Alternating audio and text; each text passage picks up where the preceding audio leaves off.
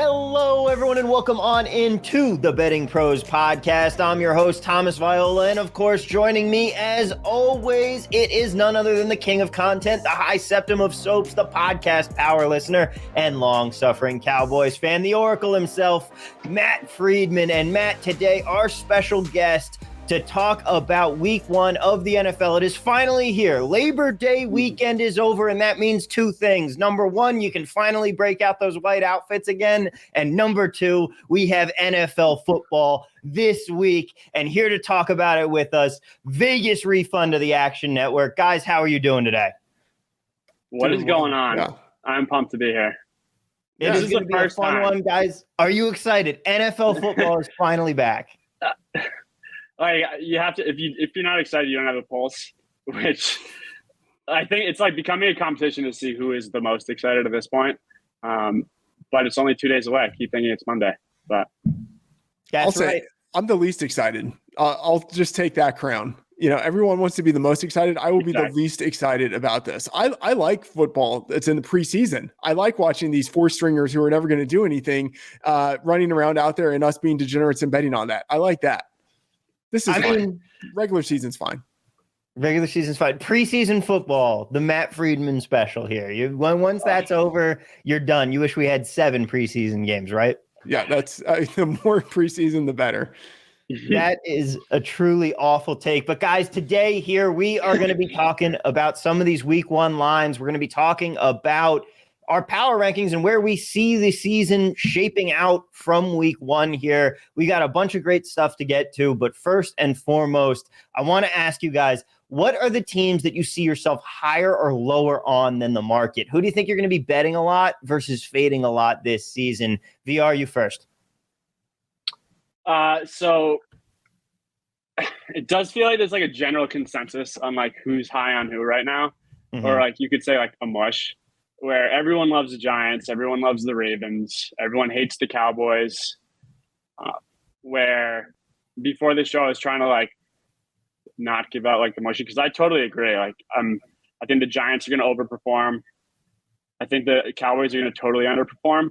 But like if I was to pick a few that like everyone else isn't saying, let's just say, the teams that I would be high on would be the Eagles first, which like just purely based off of that division, while I'm also high on the Giants.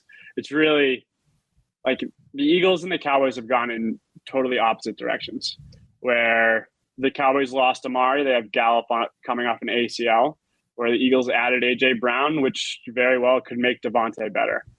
And then you have Slay and Bradbury, and this traded for Chauncey, Gardner Johnson, where like they have an elite secondary at this point, drafted Jordan Davis. Like everything that the Eagles have done has made them better, where from Amari to Gallup to Tyron Smith, like it's really like I would love Eagles divisional futures if they were better odds. But then you just have to compare whether you're bought into Jalen or not, which I am more probably than the market.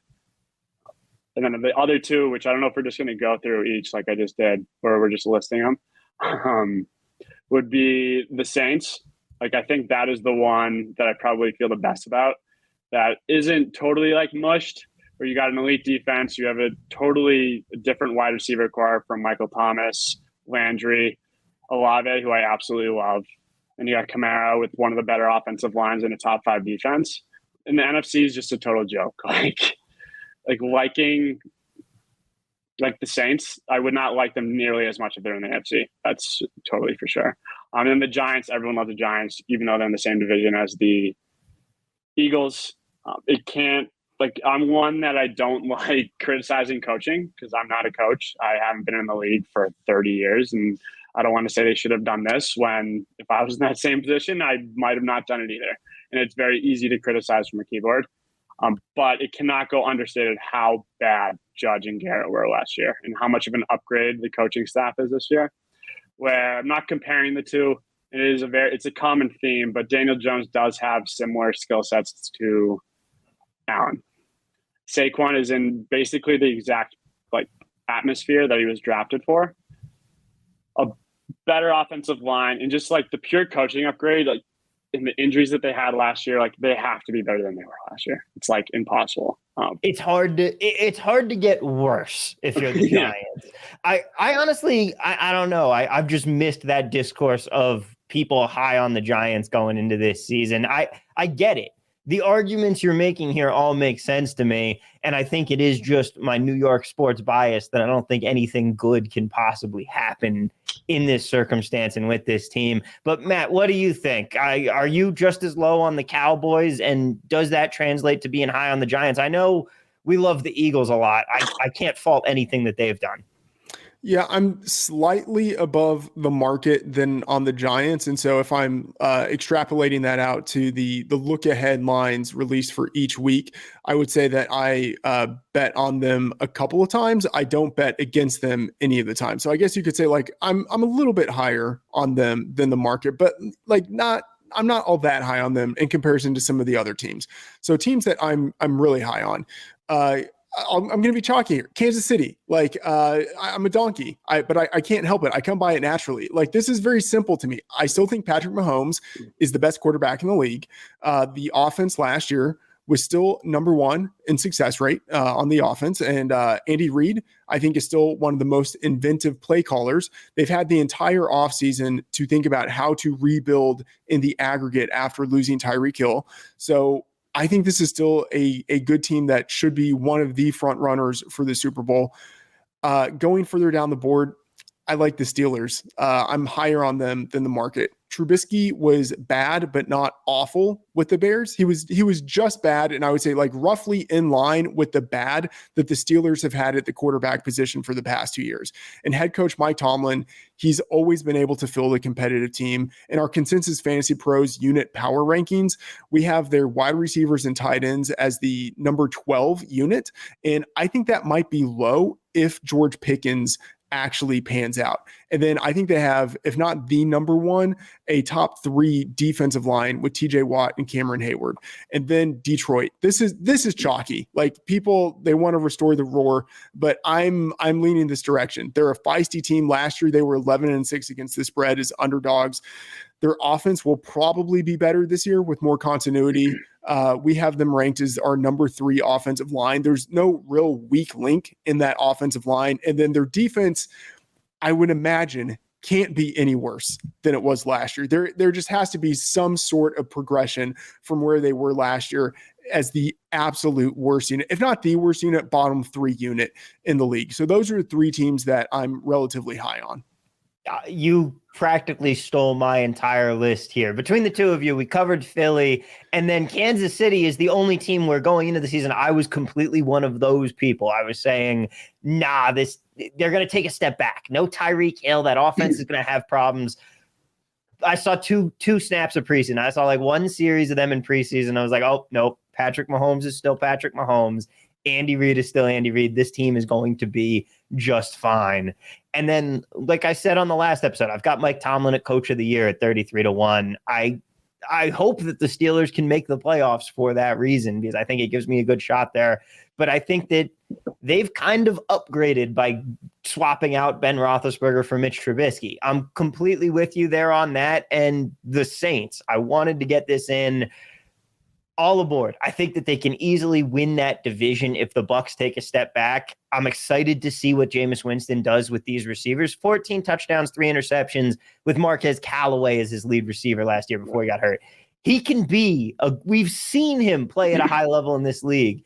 As long as he can get the turnovers under control, which I have full reason to believe he can, this is going to be a good team even without Sean Payton there. But what about some of the teams that you guys are a little low on here? We'll go back around the board.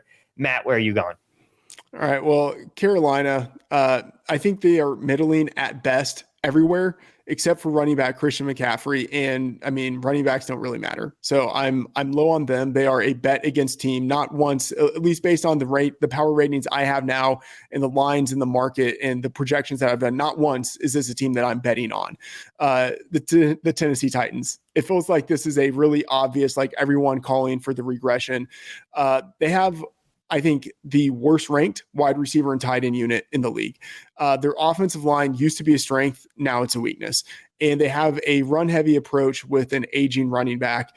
Again, this is a team that based on what I have right now, I am not once betting on them. I am betting against them several times. And then the Washington Commanders. Carson Wentz is their quarterback and Ron Rivera is their head coach. That's basically it. They have a decent offensive line, decent running backs, decent wide receivers and tight ends. The offense is dragged down by Wentz. They have a good defensive line, but pretty bad linebackers and a weak secondary. And so they have some things at positions that matter, but at the positions that matter the most and with the decision maker, I think this is a pretty negative team. So again, this is someone that I am betting on or betting against quite heavily during the season. Running backs really don't matter when they're not going to play after week 10 too. That doesn't really help you. VR, what are you thinking? Who are the teams that you're fading this season? So like Titans was on my list for all of the same reasons. Kind of already went into what the Cowboys situation was as well. And this one kills me, but the Pats just, being a Patriots fan, like I almost just like didn't do it.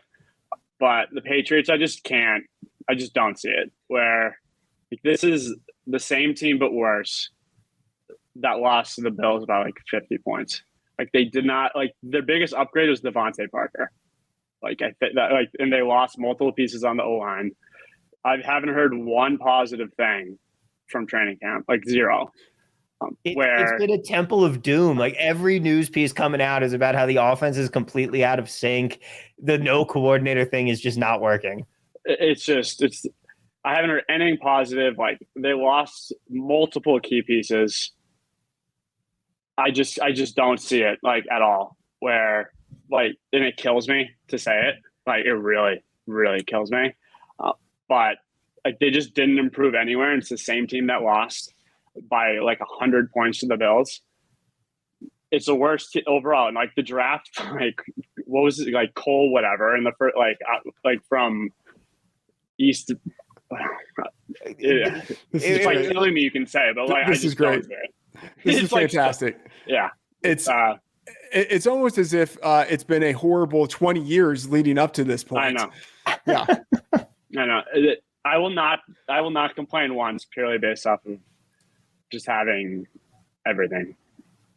You hate to I've not been to complain about that. You hate to see it happen to this team, to see them coming back down to earth like this after 20 years up at it's just such a horrible thing to see, I say, as a Jets fan. Like honestly, them to finish last in the division, I don't think is like the worst bet ever. I think the only problem there is the Jets are really good at doing that. They're not good at getting the first pick, but they're good at finishing fourth in the division.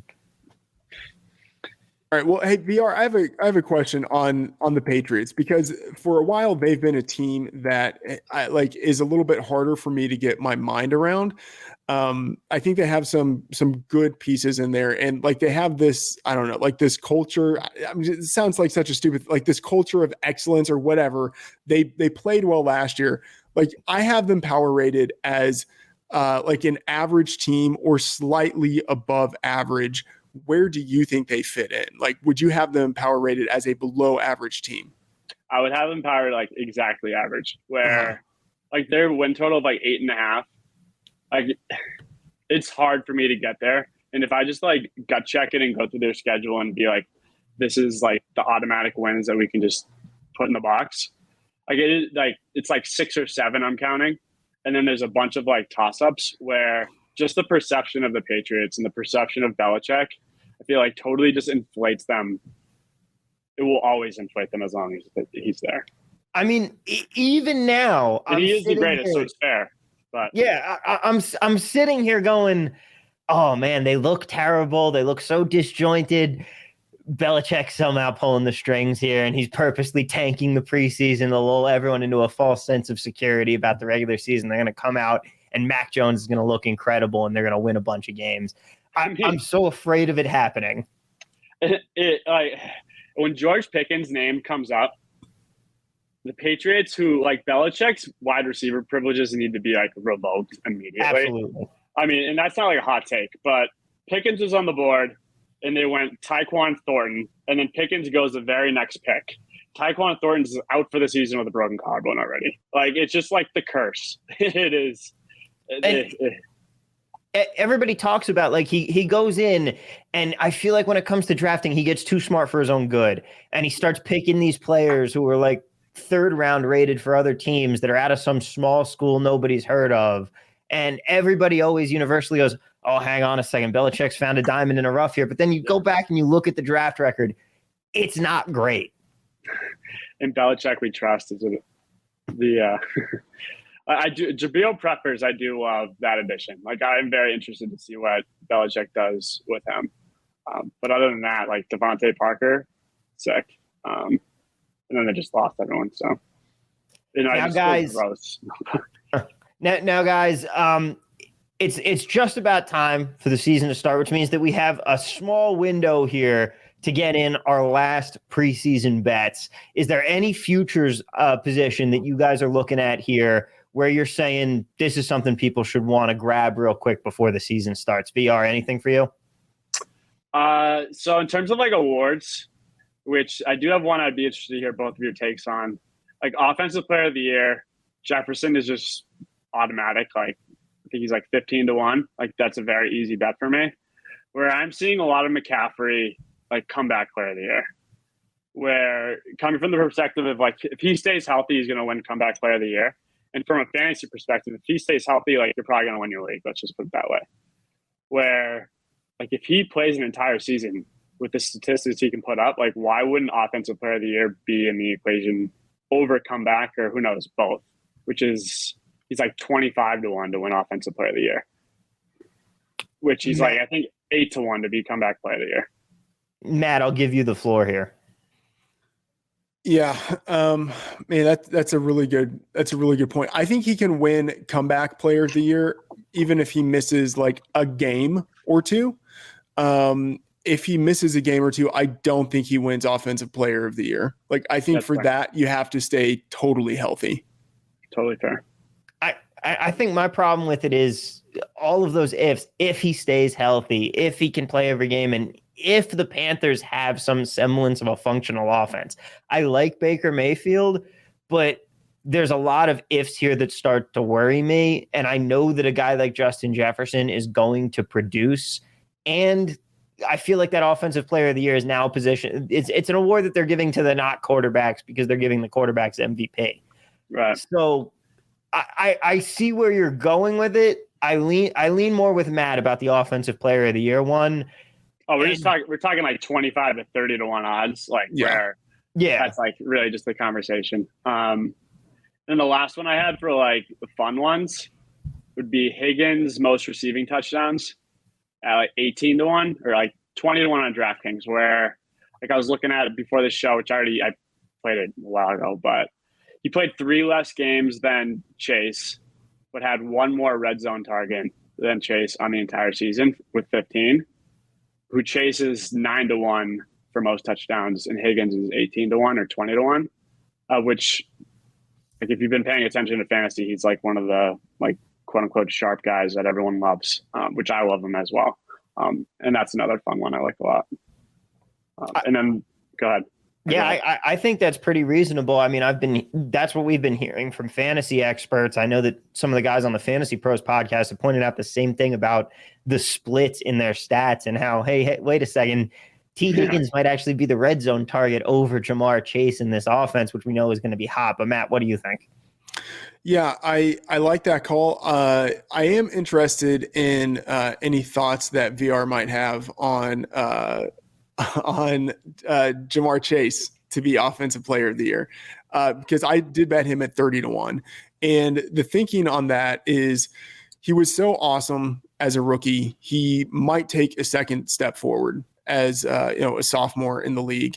And the odds for leading the league in receiving, you have some pretty obvious names at the top, and he's near the top as well, but he's pretty far off at 30-1 relative to the other wide receivers. So JJ, you mentioned him. I think he's 15-1, but far longer odds 30-1 for Jamar Chase, when I would say, like, for them to lead the league in receiving yards, they're pretty comparable. Like, they have really similar odds. So I feel like there's a little bit of an opportunity to arbitrage the market here. And maybe the idea is that Jamar Chase, he's not going to get the touchdowns, but I think if he's getting the yards, the touchdowns are probably coming along with it. So he's someone I'm thinking about. Patrick Mahomes also thinking about 9-1 to win MVP at DraftKings. I mentioned earlier, just I'm really still on the Chiefs this year, and I think they have a tough strength of schedule. But if they outperform, that gives them, I think, like an edge in terms of like the narrative, especially the narrative of like, oh, they overcame the loss of Tyreek Hill and rebuilt their offense, and so I think that could help with the voter fatigue or familiarity that could otherwise impact people's desire to vote for Mahomes. And then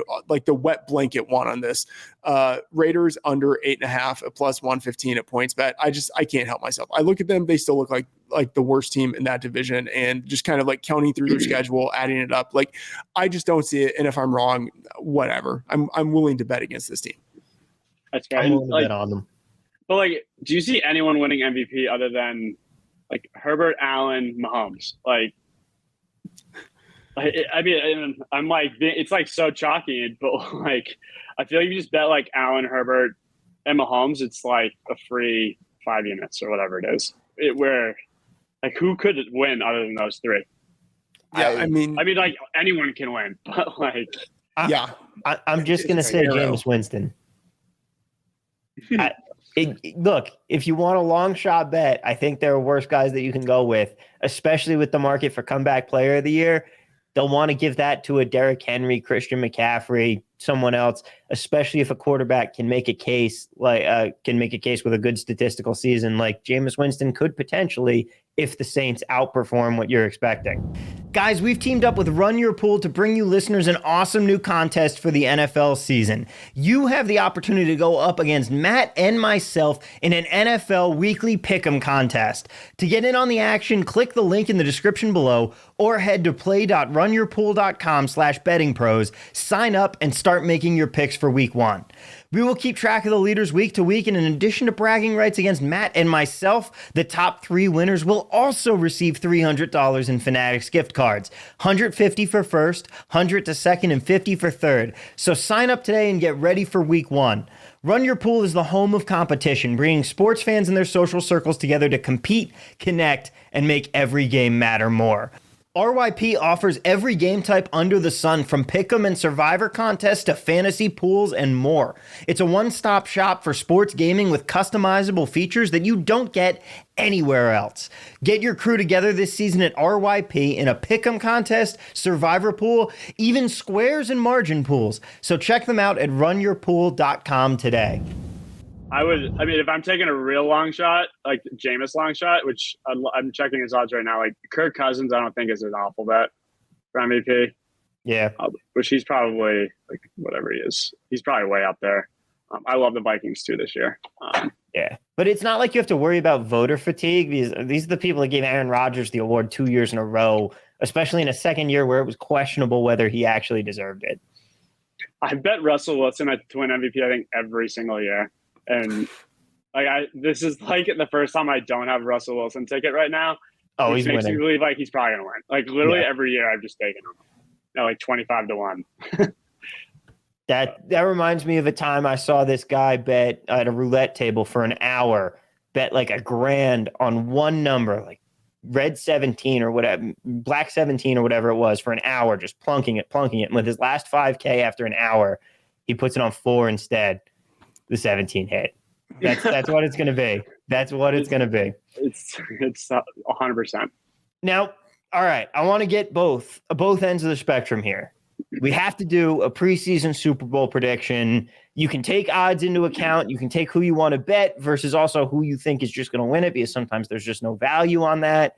And also, I want to know who is drafting first next April. Matt, you go first. Okay, I'll go with an AFC and an NFC team. AFC, Ravens 20-1 at BetMGM. Packers 12-1 at Caesars. I think Packers with Aaron Rodgers. There's obviously not great continuity at wide receiver, but I think that's the kind of thing that gets sorted out. David Bakhtiari, it looks like he's coming back for week 1. So they still have a very good offensive line. They're going to be able to run the ball, control the ball, and then they have I think a very good defense. And then the Ravens, a similar type of thing. You know, a lot of players coming back from injury. I think Lamar Jackson is going to be his normal self this year, and they return, if not like to 2019 MVP form, something that is much better than what they had last year. And then the team that I think is the absolute worst. I mean, there are several here. It's either the Falcons or the Seattle Seahawks. I think the Seahawks are hot garbage. And like, I could see, I don't know, they're probably not going to fire Carroll in the middle of the season, but like, I could see them being undeniably bad and it being such a painful season for Seahawks fans. So I'm just going to say Seahawks.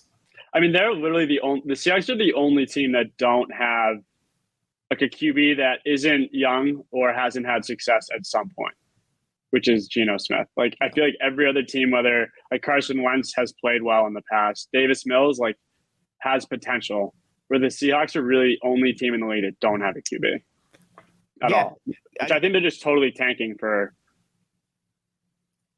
They're either going to go CJ Stroud or Bryce Young at the end of the season, and we're in complete agreement here. If I'm betting on the worst team in the league, plus 750 right now at BetMGM, if I'm betting on worst team in the league, I'm taking the team with the worst quarterback situation, and that is by far and away Seattle. Yeah, I like that.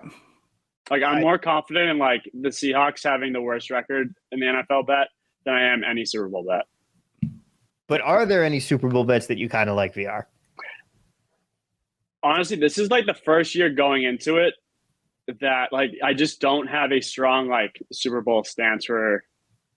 I've always like planted my flag on like one or two teams, like not like publicly or anything, but like I want the Chargers because if you just look at the Chargers roster on paper, it's like a Madden team. It like really is. Yeah. And I think the people that like use the historical like Chargers always suck or they always blow it, injuries, whatever. Like this is a totally different team. Anthony Lynn is not there anymore, which is a big deal. They did still blow it last year, though. I know they did blow it, and I love the Eagles. Like I love the Eagles too. Where I wanted to say like Chargers versus Eagles Super Bowl would be my prediction, but that feels like a huge long shot. But if I'm just taking the chalk, like honestly, Chargers Bucks, I would probably say I'd feel the most confidence about. And if I'm making a Bucks Super Bowl bet, I would wait until after Week 4. They start the season at Cowboys, at Saints, Packers, Chiefs. If they go 2-2, like you're going to get way better Super Bowl odds than you are currently.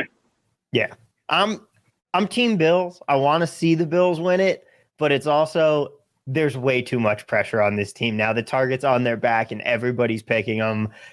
Good things can't happen to Buffalo. It's not happening. Like if it's Bills weren't favored, like I would probably be in on them. Like if they were like the third favored team in terms of Super Bowl odds, like I'd be a lot more comfortable. Like I think they're like on DraftKings are like plus 650, and then the Bucks are like plus 750, and Packers Bills are plus 550. Jesus Christ.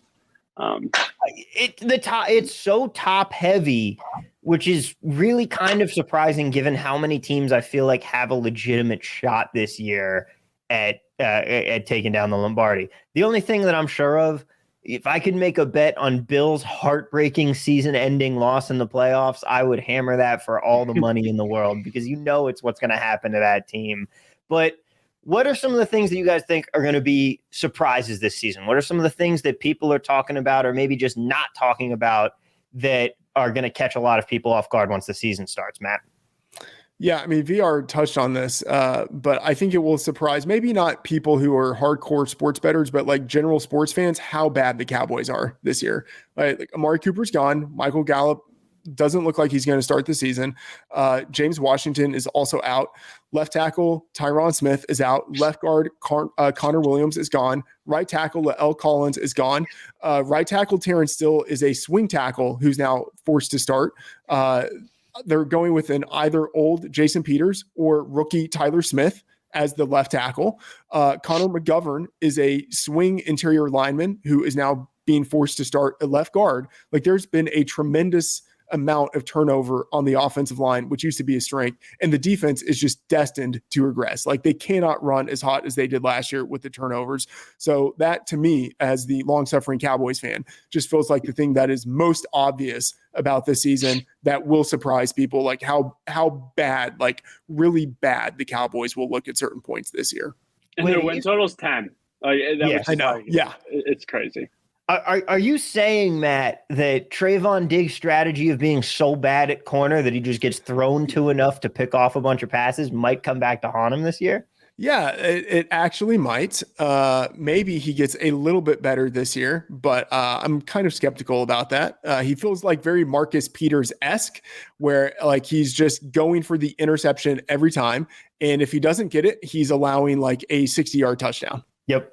It's boom or bust for him. It's the definition of that. It's fun to watch, I'll give you that. But I had enough of the delusional Cowboys fans last year talking about how he was up there with some of the greats already. Like, no, not the case. VR, how about you? What do you think is going to be the biggest surprise of the season in your eyes? So I think the Browns are going to be better than I think everyone gives them credit for currently, where Brissett really has been in a situation like this before, where he's really kind of just been like the collateral damage for every team that's needed a quarterback, and he started in awful situations. Where this is definitely the first team that he has an elite offensive line. The offense is definitely an offense that works for him. Or if he can get to week 11, and this is just assuming Deshaun Watson is like Deshaun Watson when he comes back, like the schedule starts out very easy, where they very well could start like 5-1, 6-0, and everyone's like crowning them. And if he just gets to week 11 or week 12, like with a winning record, let's say, which I think he's capable of, because on paper, the Browns have like a top 5 roster in the league, like easily. Like, and I don't want to say they're going to make the playoffs, but I think they're going to be a lot better, and they have the chance to make the playoffs and maybe even a division. Who knows? But I just think the Browns are going to be a lot better than everyone thinks. I think that's a little bold. I like where you're coming from with it. I agree about Jacoby Brissett. My biggest fear for him is how good are the wide receivers? I get that you have Amari Cooper now, but behind him it starts to get a little dicey. That's right. Like the only thing that I can pick out. But you got Njoku, and I like just hand it to Chubb, who, in my opinion, if I was like for football, like if I'm drafting a running back for my team, it's like Chubb and Dalvin. Yeah. And then who knows, like Hunt can be, they're just stacked. And like that offensive line is top 3. Matt, I want to tell you about something really new and cool coming up in the world of sports betting exchanges. The first one is launching in the United States in New Jersey right now, and you have a chance to find your betting edge when you bet with Profit Exchange. You get even odds on all spreads and totals and tighter money line markets than you would at a book when you use Profit Exchange. You can register now, again, for the first sports betting exchange in the United States, and you'll receive a deposit match up to $200. So sign up today at nj.profitexchange.com. That's Profit Exchange, PROPHET, exchange.com. Better odds and bigger wins are available now in my home state of New Jersey. You must be 21 years or older and present in NJ to bet. Terms and conditions apply for deposit match. Gambling problem? Call 1-800-GAMBLER. Yeah, I mean, I feel like this is a segue into week 1. Yes. I'm betting on the Browns at +2.5. Like this is one of those spots. I totally agree with VR here. I think the Browns should be favored by a half point in this game. I mentioned earlier, I'm low on the Panthers. I'm not like super high on the Browns, but high enough to where this is like, yeah, like I feel like you got to be betting on them. It's a bad situation for the Panthers. They're playing 4-5 at home to open the season, but those 4 games are against the Browns, the Saints, the Cardinals, and the 49ers. And then after that, they play 3 of 4 away in what's their toughest stretch of the season. So like, no, like week one game is like a must win game. But man, like if they don't win this game when they're actually favored, like that is a pretty bad sign for how things are going to go for the rest of the season. And that means like they could enter the week 10 bye with an 0-9 record. Like that's actually possible. And looking at this game, like the Browns didn't make the postseason last year. Week one road underdogs who didn't make the postseason last year. So to put some context around this trend, like think about the things that the market would tend to overreact to or might like undervalue, like teams that didn't make the postseason. Like, yeah, in week one, they would probably be too low in the market. Teams that are on the road, they would probably be too low in the market. And teams that are underdogs, they're probably too low in the market. So you put all of those things together, those teams that hit that are 73, 46, and 4 against the spread. Like, you know, they do really well. And like all of that makes sense. And then you look at Matt Rule, 3-8 against the spread as a favorite, 4-12 against the spread at home. As a home favorite, 1-6 against the spread and 1-6 on the money line. Like this is a guy who just cannot win in the situations where he should be getting a win. So you put all of that together. I mean, I've got more that I could say about this. I wrote a matchup piece about this that you can see at BettingPros. You know, there are matchups that I think really align with why the Browns win this game. But yeah, I'm betting on the Browns hardcore in this spot. And I haven't read your piece, but it's like the secondary just matches out. Like Denzel, like they just match up so well. Yeah, I'm with you on that, 100%. Fading the Baker Mayfield revenge factor. Yes. And I love Baker. Like, but he's just yeah. I mean, I'm Team Baker too. I think that he got a bad rap last year for playing hurt, and we saw this guy take the Browns to their first playoff win, and I'm pretty sure since I was alive. Like, I think that we're not giving him enough credit, and I'm kind of excited. It's the same thing I said with Sam Darnold last year, though. I'm excited to see what he can do in an actual offense. Again, actual offense is being compared to what the Jets were. And with the Browns, like, I'm excited to see what Baker does with a change of scenery and when he's fully healthy here. Maybe they surprise people. Maybe they're terrible. The range of outcomes is high for this team. One game that I'm really liking, though, I'm taking the Bears as home dogs. A lot of home dogs on this slate to open up the schedule, but the Bears are getting a touchdown at Soldier Field against a 49ers team that my take for the season, 7-win ceiling for this team. I think the defense is going to carry them, and I think the offense is going to be absolutely putrid thanks to the quarterback situation there. That's where I'm going with this. I think that the Bears can cover 7 points in week one, and that people are going to be surprised here because everybody loves the 49ers, and I don't see it. Yeah, I'm with you on betting on the Bears this week. I'm against you on thinking that the Trey Lance situation is totally putrid in San Francisco, although it might turn out pretty bad. Like that's in the range of outcomes for sure, but I'm not as sold on that as you are. VR, anything for week one stand out to you?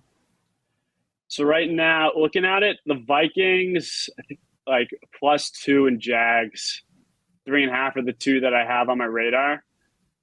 Where like the Jags, I think I'm definitely higher on the market than everyone else. Trevor Lawrence is just. I just think if I'm picking a quarterback, like Trevor Lawrence is probably the first guy still to me out of that class. Where I'm just not a believer in Washington. It's like that simple. Where like I just think they're bad, and the Jags situation last year, like it cannot go understated how poorly like the whole Urban Meyer fiasco like was just a ripple effect. And I believe first year head coaches are awful against the spread, but is Pedersen really like a first year head coach? No. Like, yeah. I feel like he's done things. Like I'm definitely higher on the Jags and +3.5, which I think it's gotten hit recently where I think it might go through 3. I do like. BetMGM does have it at 2.5 right now. Jesus. Wow. Yeah. I mean, and I'm with you, VR, on this one. Like I haven't bet it, but if I were to bet it, this would be the side that I'm on. And Doug Peterson in the hashtag revenge game against Carson Wentz, going to love to watch that. A lot of revenge games week one. Yeah, there are. It's like, the Browns. like Baker's like I would say probably the number one revenge game. Yeah. But Vikings is the other one for me, where I'm high in the Vikings. Like I love like the offense that's coming into play with them with the new coaching staff. Like I would say Cousins is probably my like most underrated quarterback in the league. Maybe I'm just a homer. But that offense is just like I have a soft spot, and I know the O-line is going to be an issue, but it's been an issue for a couple of years now, where I feel like they can. It's not like anything new, where the secondary is a problem, but at the same time, like I just have no. I'm not a Lazard believer. Like Dobbs, I don't believe in. Where I just don't like the biggest issue with the Vikings to me is their secondary, and I know they have Aaron Rodgers, so it really doesn't matter. But Devontae not being there is a big deal. Yeah, teams that lose the best receiver in football regress offensively, and they still haven't done enough to bring in better guys to replenish that receiving core. And I think that the Packers are going to have a hard time with that, even though they're going to want to run with Aaron Jones and A.J. Dillon more this season. But guys, if there aren't any more games on the specific slate here, let's move over to Thursday night football. The opener of the season. Oh, it's going to be exciting. We got the Super Bowl champion Rams, 2.5-point dogs in their own stadium to the Buffalo Bills here. Matt, I can't. Can you really lay 2.5 with Buffalo here? No, and I believe that VR hasn't made a bet on this. So I have some ideas on this game, like to get some feedback from him on this. I'm pretty solidly on the Rams at plus 2.5 here. This is for me the game that shows the biggest edge of the week, and I think part of it is Tre'Davious White, cornerback, number one cornerback for the Bills, being out on the PUP with the ACL tear that he suffered last year. White is, I think, a top 5 cornerback, like maybe top 3. He rarely plays in the slot, but he can shadow guys, and he's a real shutdown perimeter receiver. So for context, like to compare him to Jalen Ramsey, who's also playing in this game, they have similar reception rates allowed, similar yards per coverage snap rates allowed, yards per target allowed. Both of them have an identical 7.14 for their career. Like, I'm not saying that White is as good as Ramsey, like no one is, but he's pretty close, and he enables the Bills defense to function differently when he is on the field, and his absence is going to be felt. And this is a tough spot, I think, for the Bills, a really nice spot for the Rams. Like for the Rams, back-to-back season opening home games, they're, obviously, coming in off of the offseason, so they've had like a lot of rest, and then they have more rest to play at home next week. For the Bills, like this is a tough stretch to open the year that they have. Right? Thursday Night Football at the Rams, home to Titans on Monday Night Football, at Dolphins, at Ravens, home versus the Steelers, and then at the Chiefs. That is a tough stretch before they get to the week 7 bye. And so I think that can factor into this. Some positive trends for the Rams.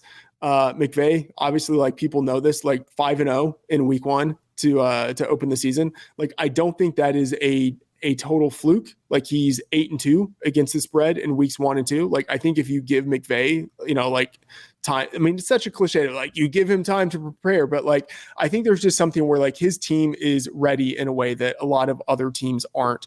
And for the rest of the season, like McVay is normally like a break-even coach, but in the first 2 weeks of the season, like that is historically the time to bet on McVay. And Super Bowl champions in prime time, 10-5-1 against the spread. I think the key matchup here is that without Tre'Davious White, it is really hard for the Bills to do what they need to do in the secondary to slow down Cooper Kupp and Allen Robinson. Like, they have to give their slot cornerback some help, right? It's not just that they're without Tre'Davious White. They're also without last year's number 2 cornerback, Levi Wallace. He left in free agency. And so they have Teron Johnson as the slot corner.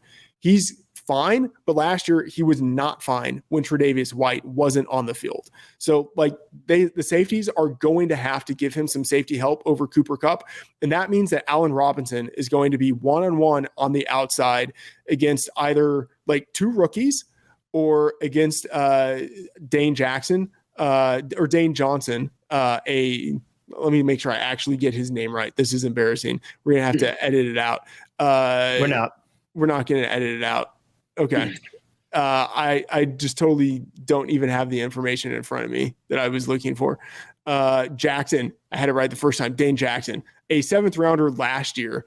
Like, this is a bad situation that the Bills have at perimeter cornerback. And who knows if Van Jefferson is even going to be able to play in this game. I don't think it matters that much, but if he does, then this is even all the tougher because he was actually a respectable number 3 wide receiver last year. So I think Allen Robinson is going to dominate on the outside if they don't give safety help to Cooper Kupp, and they have to give help. Otherwise, Cooper Kupp is going to dominate them in the interior. So that, to me, feels like the matchup that is really going to determine how this game goes.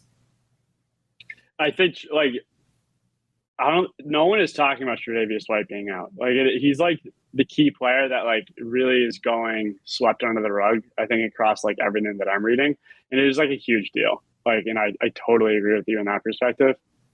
Where I haven't made a pick yet. And like, if you asked me a couple months ago, I would probably say Bills because I'm still in awe of that Bills Chiefs game. It was like the greatest game ever. And I won't be shocked if the Bills run it like 3 times, like, or less than 10 times, where Bobby Wagner is on the Rams now. You got Donald in the middle. Like, I just don't, with whoever their running back is, like, I'm all in, and I very much agree with everything that you just said. And I was hoping that you would convince me on a side or get me towards a side, which you definitely have somewhat. I'm not saying they're not going to be on the Bills at this point, but this is definitely the worst secondary that McDermott's had to work with. And his zone has been like successful, like no matter who he usually has, but this is definitely the worst. Where I think Kupp had, last time McDermott played Kupp, it was like 100 something yards. The total in this one at BetMGM is 52.5. Do you guys have thoughts? It's so astronomically high, but I can't bet it under. Yeah, I've projected out, I feel much better about my spread projections than my total projections, but, projected it out, and I have a slight lean to the under, but there's no way I'm betting it. I'm going to tell you that. I'm not betting it at all. I agree with that. Well, I honestly think the Bills are going to throw it every single time. Yeah. It's definitely raised me. It's going to be a fun game. I'm excited for the season. I know you are too, VR. I know Matt isn't. Thank you so much for being with us here today. It has been an absolute pleasure. Where can people find you and the great work you're doing around the internet? Twitter, Vegas Refund. I could sure use a Vegas refund on some of my bets already for the season, but thank you again so much for being here with us. Guys, we will be back on Thursday with more picks, analysis, breakdowns as we look at the entire week 1 state. We got a very special guest coming up for that too. It's going to be a great one. And don't forget, of course, head on over to BetMGM. Use the code BettingPros when you sign up and you get $1,000 risk-free bet right off the top. Use it to get your season started out on a high note by betting Rams plus 2.5. I guess that's, Matt, you're going to say that that's what you should use it on? Whatever you want. I mean, you're getting the Vegas refund. It doesn't matter. That's very true. Yeah. Guys, it's been a pleasure. Thank you so much, and we'll see you next episode.